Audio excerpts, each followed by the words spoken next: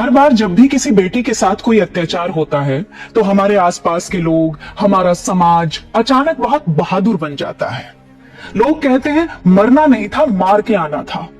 इतनी पढ़ी लिखी थी, खुद निकल आती, परमिशन क्यों मांग रही थी?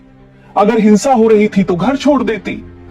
सुनने में ये बातें बहुत मजबूत लगती हैं, लेकिन मैं पूछना चाहती हूं कि क्या आपने बचपन से अपनी बेटियों को ऐसा बनाया होता है कि वो इतनी आसानी से घर छोड़ पाती, अन्याय के खिलाफ अकेली खड़ी हो पाती, डर से ऊपर उठ पाती?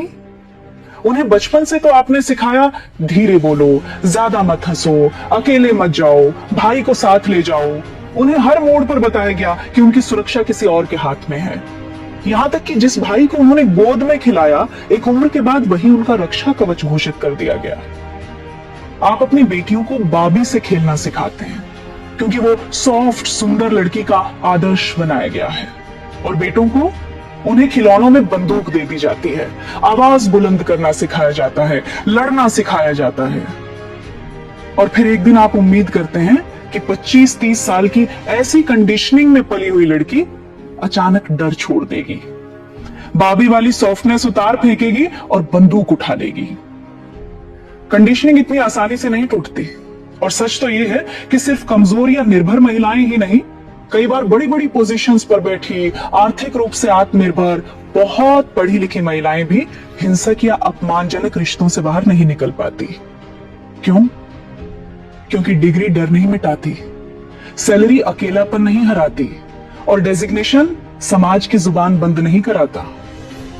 एब्यूज इंटेलिजेंस नहीं देखता, इमोशनल कंडीशनिंग देखता है। उन्हें पता होता है कि अगर वो रिश्ता छोड़ आई तो यही सो कॉल्ड सोसाइटी पूछेगी घर क्यों नहीं बचा पाई? अरे इतनी सक्सेसफुल होकर भी शादी नहीं चला पाई, जरूर औरत में ही कोई कमी रही होगी।